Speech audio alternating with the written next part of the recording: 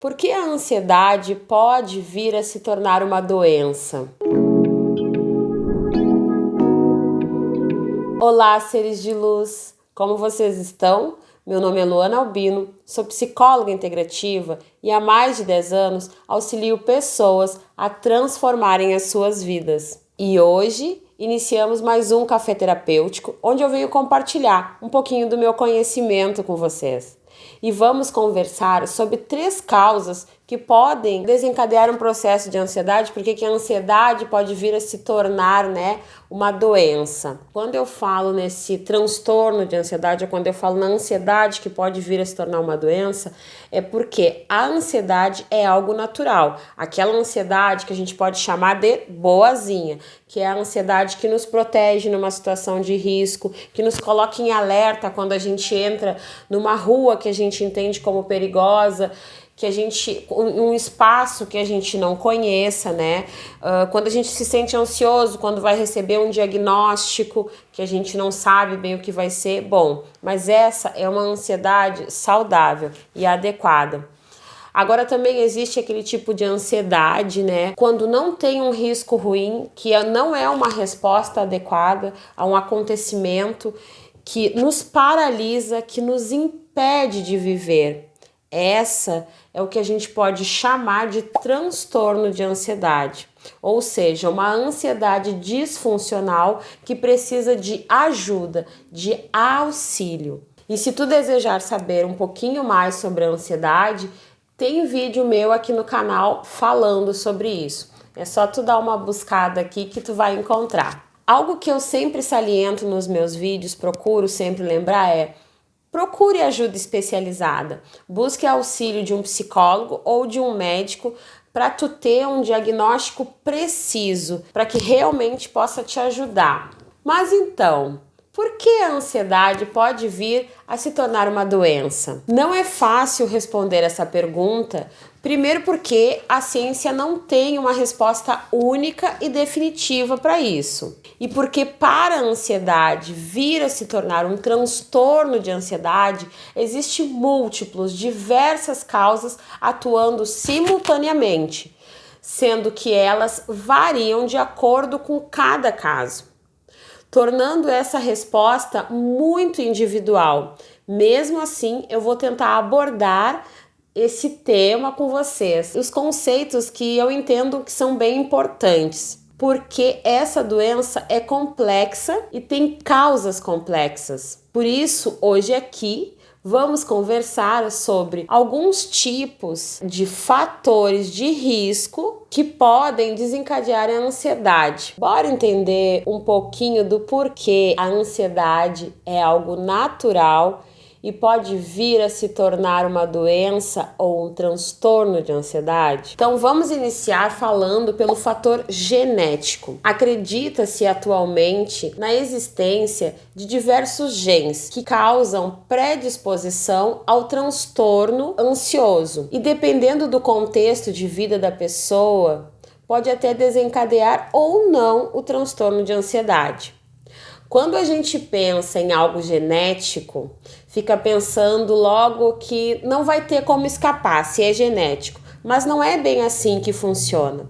Por ser um conceito de uma doença multifatorial, tem que haver uma combinação de genética e ambiente para que essa doença venha a se desenvolver, pois pode ter pessoas que têm a predisposição genética e nunca vão vir a desenvolver uma ansiedade, e outras pessoas que já têm a predisposição genética e, por conta de fatores estressores, de forma como lida com a vida, situações, acaba vindo a desenvolver o transtorno. E percebe-se claramente que em famílias com mais casos de ansiedade geram familiares mais ansiosos. Mas claro, os estudos precisam avaliar também a questão do contexto de vida, da criação, já que os pais não transmitem apenas urgência, mas também exemplos, valores, modos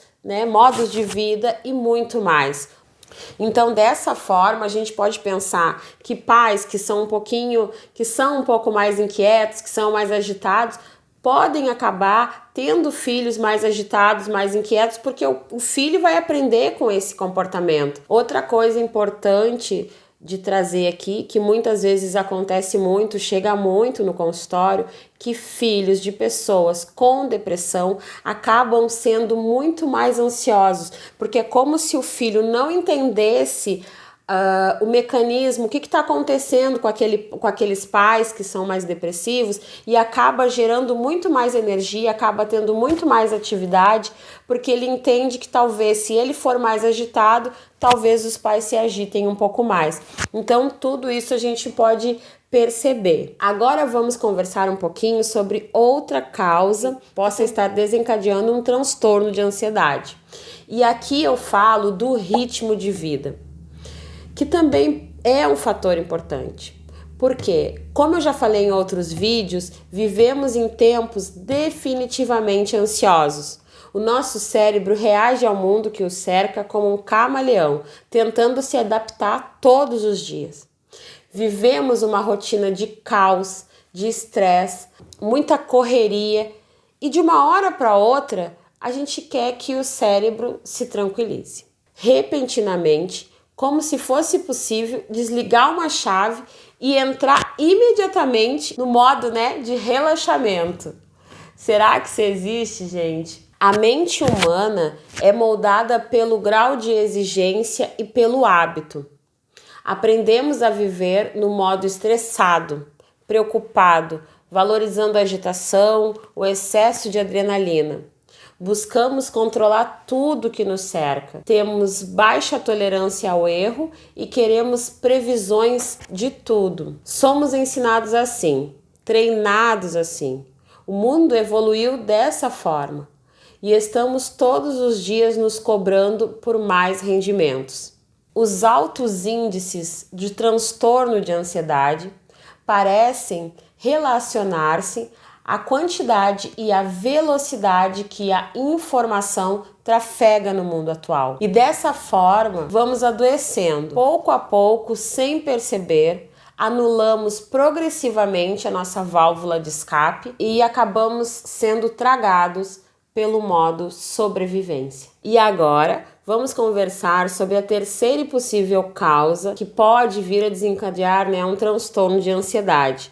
E aqui eu vou falar com vocês sobre as influências na infância. Os fatores ambientais participam ativamente do desencadeamento, do processo ansioso. Toda e qualquer predisposição pode se moldar ao estímulo do ambiente social e familiar. Dentro da psicologia, tem algumas linhas, como a psicanálise, que busca resposta no transtorno de ansiedade na infância, já que são nos primeiros anos de vida que a nossa formação psíquica acontece. É ali que aprendemos a perceber a vida. E se nesse momento do desenvolvimento acabamos vivenciando situações de abandono, traumas e até mesmo abusos psicológicos ou sexuais, podemos vir a desenvolver um transtorno de ansiedade.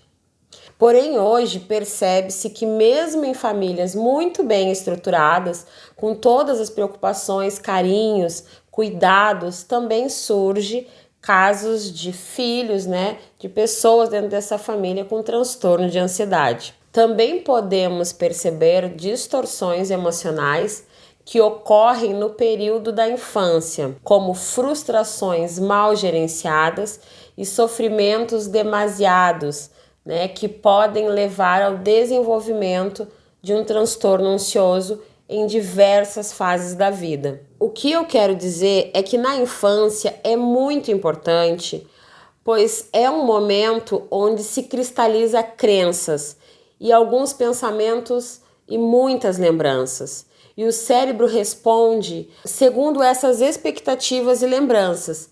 Por isso, não devemos negligenciar as vivências de uma pessoa com transtorno de ansiedade, Mas também devemos ter muita cautela ao analisar os estressores de vida de uma pessoa, pois temos a tendência a supervalorizá-los. Partimos sempre de uma hipótese que existe um culpado. E se a gente ficar só procurando culpados, talvez a gente nunca encontre um caminho. Pois todo mundo já teve problemas eventuais na infância, já teve problemas, né, bons, ruins, com perdas, frustrações, se sentiu inseguro, teve conflitos com os pais, com irmãos, com amigo. Por tudo isso, é fundamental termos bom senso. Precisamos investigar, sim, sempre dar atenção às determinantes ambientais, mas também tomar cuidado para não valorizarmos excessivamente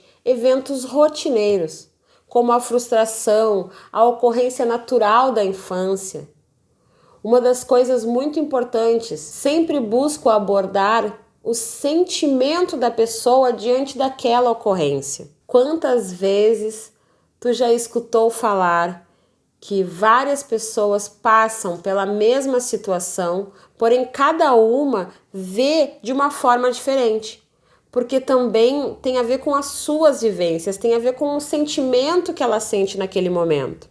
E uma coisa que eu gostaria muito de salientar nesse nosso café terapêutico de hoje: não podemos mudar o que aconteceu no passado, mas podemos sim mudar a nossa relação com as vivências do passado. O que aconteceu, aconteceu, mas a ligação emocional com essas memórias podem ser vistas de uma outra forma, com o passar do tempo ou com um processo terapêutico. E é como eu sempre falo em todos os meus vídeos. Tá percebendo que algo tá diferente?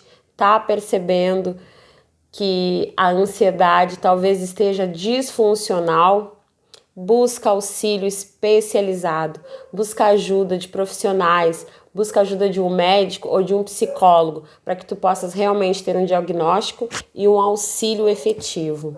E é com muita gratidão no meu coração que eu encerro mais um café terapêutico.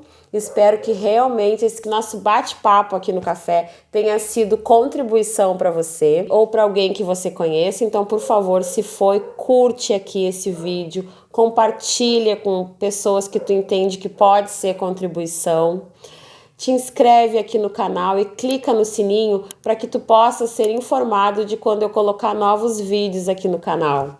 Um forte abraço. Tá. Deixa eu conversar aqui de novo.